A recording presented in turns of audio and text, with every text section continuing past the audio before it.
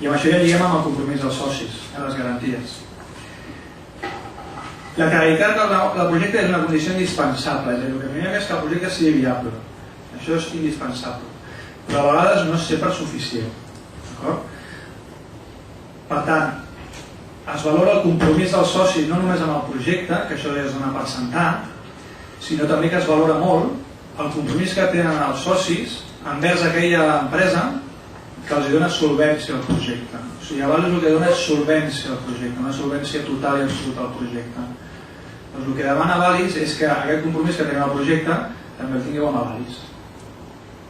Si el soci està disposat a que aquest compromís al projecte també el tingui envers aquella institució, aquella empresa que dona solvència i fa realitat aquell projecte, en aquest cas és Avalis, doncs llavors Avalis segurament, si el client, si l'empresari posa el coll, aquí a Avalis li donarà molta importància. Això ho heu de tenir present. El projecte en si mateix, en general, a Avalis no li representa la garantia. Jo fico aquí en majúscules, la garantia de l'evolució del préstec. O sigui, el pla de l'empresa no és una garantia en ella mateixa. Ho hem de tenir present. No és que, com que serà un èxit, això és la garantia d'èxit per tu d'apostar per un nou projecte. És molt important, com he dit en el primer punt, però no és la garantia. Per tant, en determinades operacions es pot requerir una solvència mínima dels socis. Hem de ser presents que hi poden haver desviacions i hem de veure si els socis són capaços, en el cas que hi hagi desviacions, poder fer front a aquestes desviacions, que tinguin un coixí, que tinguin un marge de maniobra, que puguin fer front a aquest projecte en el cas que vagin mal dades.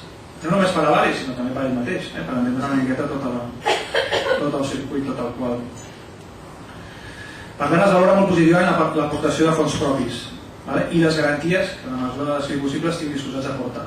D'entrada, no demanem que els socis tinguin una fincabilitat o una solvència determinada X. No ho demanem.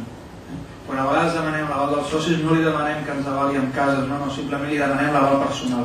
Tingui o no fincabilitat, tingui o no ingressos paral·lels, tingui o no recolzament familiar darrere. És un tema de compromís. O sigui, no estem demanant l'aval del soci en tant que garantia pròpiament, sinó com a compromís.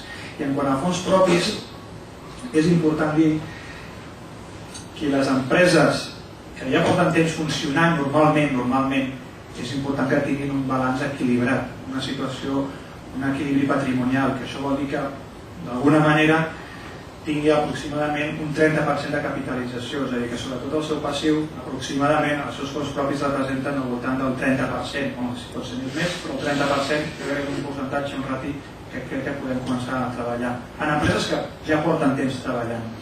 Clar, en empreses que comencen, aquests ratis els hem d'intentar respectar, és a dir, pretendre apalancar el 100% del projecte, endeutar-lo al 100%, sense aportació de fons propis, això és comprometre i molt el projecte empresarial, la viabilitat financera d'aquest projecte. Perquè de la mateixa manera que hem de finançar la posada en marxa del negoci, sí o sí l'endemà necessitarem contractar una pòlissa de crèdit, l'endemà necessitarem contractar línies de descompte, l'endemà ens apalancarem en proveïdors, l'endemà haurem d'incrementar la nostra estructura, haurem de contractar personal, haurem d'obrir delegacions, i tot això són necessitats financeres que tindrà l'empresa i segurament endeutament necessari que haurà de recórrer l'empresa. Si l'empresa s'endeuta al moment zero només per la posada en marxa, hem de tenir present que el recorregut que tindrà l'empresa per endeutar-se més és mínim i el risc que si hi ha una mínima desviació o comprometre el negoci perquè ha de tornar aquests diners a tercers és màxim. Per tant, és important que a l'hora de posar en marxa una empresa la capitalització del projecte ha de ser mínim, doncs això, 20, 30, 40%. Per això, preveient que el dia de demà ens haurem d'endeutar més.